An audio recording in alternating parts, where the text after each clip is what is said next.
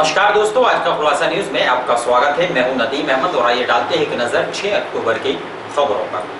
विद्युत कर्मचारी संयुक्त संघर्ष समिति के बैनर तले विद्युत अधिकारियों व कर्मचारियों द्वारा खेड़ी कर्मू स्थित अधीक्षण अभियंता कार्यालय पर सरकार के पूर्वांचल विद्युत वितरण निगम लिमिटेड के निजीकरण के फैसले के विरोध में दूसरे दिन भी पूर्णकालिक बहिष्कार कर धरना प्रदर्शन जारी रहा।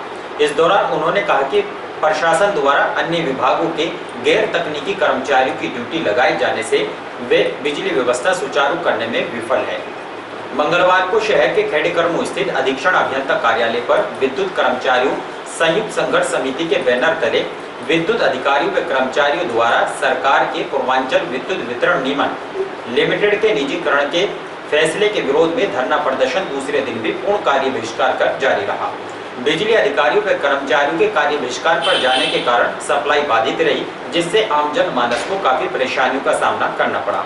इस दौरान अधिकारियों ने धरने को संबोधित करते हुए कहा कि विद्युत अधिकारियों ने कहा कि जनपद में बिजली व्यवस्था सुचारू रूप से चलाए जाने के लिए जिला प्रशासन द्वारा लेखपाल, अमीन, सचिव व अन्य विभागों के गैर तकनीकी कर्मचारियों की ड्यूटी लगाई गई है, लेकिन वे कर्मचारी बिना किसी प्रशिक्षण व कार्य की प्रकृति अन्य विभागों से अलग तरह की होने के कारण बिजली व्यवस्था को सुचारू करने में पूरी तरह से विफल हैं।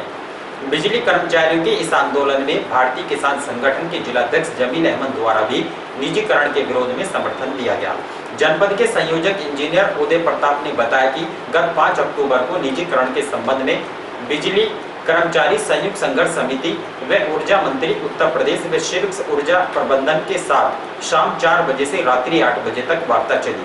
वार्ता में ऊर्जा मंत्री के समक्ष मांगों पर सहमतियां भी बनी, लेकिन ऊर्जा मंत्री के बार-बार निर्देशों के बावजूद भी अध्यक्ष व प्रमुख सचिव ऊर्जा द्वारा समझौते पर ऐन मौके पर हस्ताक्षर करने से इनकार कर दिया गया। शीर्ष ऊर्जा प्रबंधन द्वारा कर्मचारियों अधिकारियों पर लगातार हड़ताल थोपने की कोशिश की जा रही है। उन्होंने कहा कि यदि ऊर्जा प्रबंधन द्वारा सरकार निजीकरण प्रक्रिया को तत्काल निरस्त नहीं करती तो बहुत जल्दी पूरे प्रदेश में संघर्ष समिति के निर्देश पर समस्त कर्मचारियों व अधिकारियों द्वारा अनिश्चितकालीन हड़ताल व सामूहिक जेल भरो आंदोलन प्रारंभ किया जाएगा।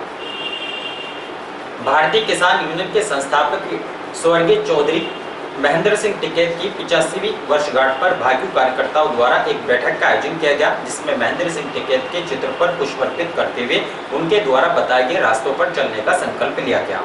मंगलवार को भारतीय किसान यूनियन के संस्थापक स्वर्गीय चौधरी महेंद्र सिंह टिकैत की 85वीं वर्षगांठ के अवसर पर भाजपा पदाधिकारियों की एक बैठक नगर पालिका परिषद शामली के सभागार में आयोजित की गई, जिसमें पहुंचे दर्जनों पदाधिकारियों ने चौधरी महेंद्र सिंह टिकैत के चित्र पर पुष्प अर्पित करते हुए उनको याद किया। इस दौरान जिला पंचायत सदस्य मास्टर जाहिद ने कहा कि चौधरी महेंद्र सिंह टिकैत किसान मसीहा थे।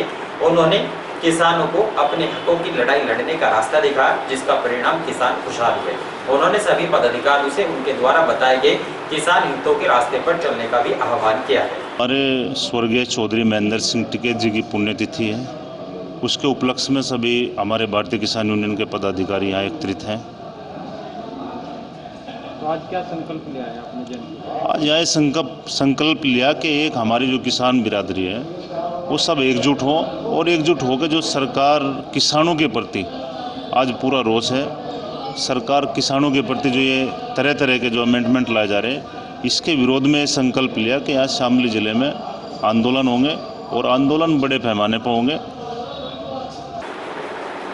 आम आदमी पार्टी के दर्जनों पदाधिकारियों ने शामली कलेक्ट्रेट में प्रदर्शन कर देश के राष्ट्रपति को संबोधित एक ज्ञापन एसडीएम सदर संदीप कुमार को सौंपा। आम आदमी पार्टी के दर्जनों पदाधिकारियों ने जिलाध्यक्ष राजेंद्र पहलवान के नेतृत्व में देश के राष्ट्रपति को संबोधित एक ज्ञापन एसडीएम सदर संदीप कुमार को सौंपा, जिसमें उन्होंने कहा कि उत्तर प्रदेश के हाथरस में इंसानियत को शर्मसार करने वाली घटना ने योगी सरकार पर बड़ा सवाल खड़ा कर दिया है। योगी सरकार की नैतिक जिम्मेदारी बनती है कि प्रदेश की 24 करोड़ जनता सुरक्षित रहे, लेकिन योगी सरकार रक्षक की जगह भक्षक बन गई है। हाथरस में हुई घटना इसी का जीता जागता उदाहरण है। पीड़ित परिवार को न्याय की बजाय प्रदेश सरकार द्वारा डराया और धमकाया जा रहा है। पुलिस पीड़ित दलित परिवार की पहरेदारी, बिना परिवार की सहमति से शव को जलाना, सबूत मिटाना, पुलिस प्रशासन के सामने क्षेत्र के विशेष जाति के दबंग लोगों द्वारा दलित परिवार को खुलेआम धमकी देना स्पष्ट है कि योगी सरकार ने पीड़ित परिवार को सुरक्षा प्रदान नहीं की। उन्होंने कहा कि 5 अक्टूबर को पीड़ित परिवार को न्याय देने की मांग व सांत्वना देने पहुंचे आम आदमी पार्टी के प्रतिनिधिमंडल पर पुलिस सुरक्षा में विश्वासघात करते हुए प्रदेश प्रभारी व सांसद संजय सिंह, दिल्ली डिप्टी स्पीकर राखी बिड़ला, दिल्ली सरकार के कैबिनेट मंत्री राजेंद्र पाल गौतम, पंजाब नेता हरपाल सिंह चीमा, प्रदेश उपाध्यक्ष फैसल लाला पर पुलिस सुरक्षा के बीच हमला हुआ। सुरक्षा में हुई तकनीकी बड़ी चूक प्रदेश सरकार की नीयत पर सवाल खड़ा करती है। उन्होंने गैंगरेप पीड़ित परिवार के लोगों को वायु श्रेणी की सुरक्षा प्रदान करने, सीबीआई की जांच, सेटिंग जज की निगरानी में कराए जाने और पीड़ित परिवार की सुनवाई गैर भाजपा शासित प्रदेश में कराए जाने की मांग की है। देर रात्रि शहर के बुढ़ाना फाटक के निकट रोडी से भरा एक ट्रक डिवाइडर से टकराकर क्षतिग्रस्त हो गया। टक्कर इतनी भीषण थी कि आगे के हिस्सा पूरी तरह से क्षति होकर सड़क के एक ओर जा गिरा, जबकि चालक बाल-बाल बच गया।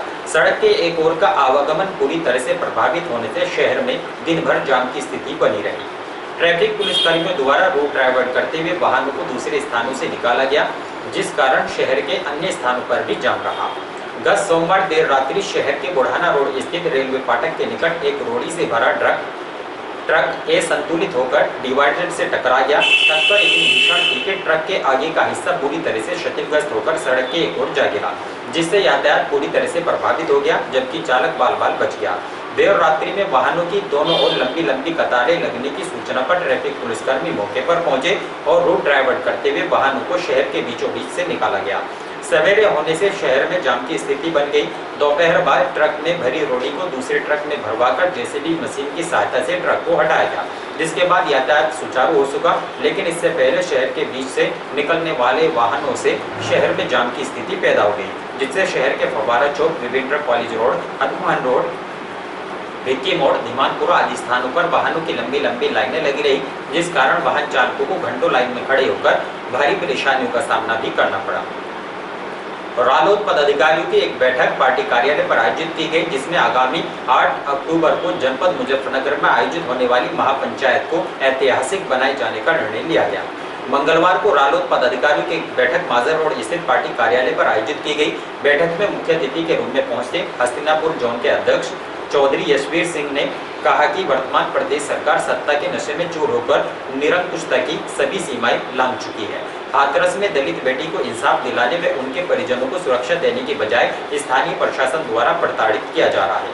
बेटी बचाओ व बेटी पढ़ाओ का नारा देकर सत्ता में आई सरकार ने आज पारी का सम्मान संपूर्ण देश में देखा जा रहा है और आक्रोशित होकर सड़कों पर उतरकर लोग आंदोलन कर रहे हैं। हाथरस में रालोद उपाध्यक्ष जैन चौधरी व उनके समर्थकों पर शासन की सह पर पुलिसकर्मियों द्वारा बर्बरतापूर्वक लाठीचार्ज किया गया, जो लोकतंत्र का शर्मसार करता है।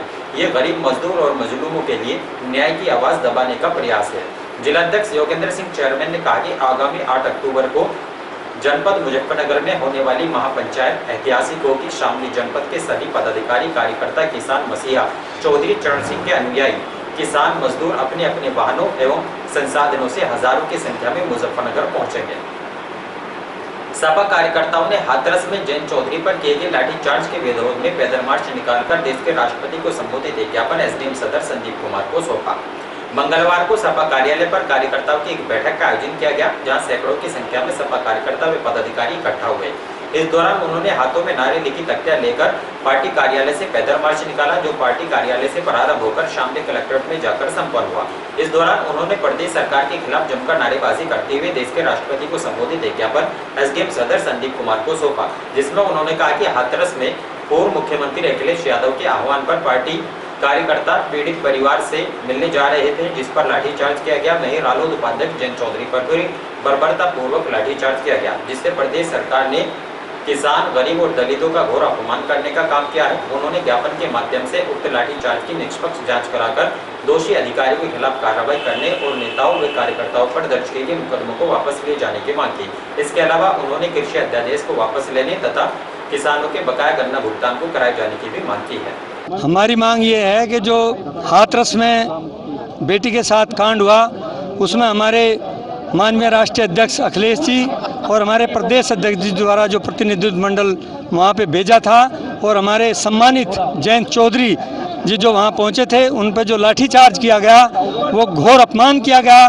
किसानों का गरीब का, गांव का और सभी का अपमान किया गया और हम उससे बहुत संघर्ष करेंगे जब तक जो है सरकार इसी तरह अत्याचार करती रहेगी। जयंत जी ने जो वहाँ बेटी से मिलने के लिए गए थे, उन बाइट लेते हुए जबकि पत्रकार उनकी विचार सुनने के लिए वहाँ खड़े हुए थे, उन पर अचानक आके लाठीचार्ज किया। इससे किसान, सभी गांव का जो मजदूर है, किसान है, हर आदमी परेशान है। ये सरकार ने उनके साथ घोर अन्याय किया, अत्याचार किया समाजवादी पार्टी पे और जयंत जी पे। बेटी को न्याय मिले और उसकी जानकारी करने के लिए जो भी हमारे नेतागण वहाँ गए हैं, उन पर जो अत्याचार हुआ है, सरकार उससे माफ़ी मांगे और जितने वहाँ मुकदमे दर्ज किए हैं उनको वापस ले, नहीं तो समाजवादी पार्टी सड़कों पर उतरकर संघर्ष करेगी।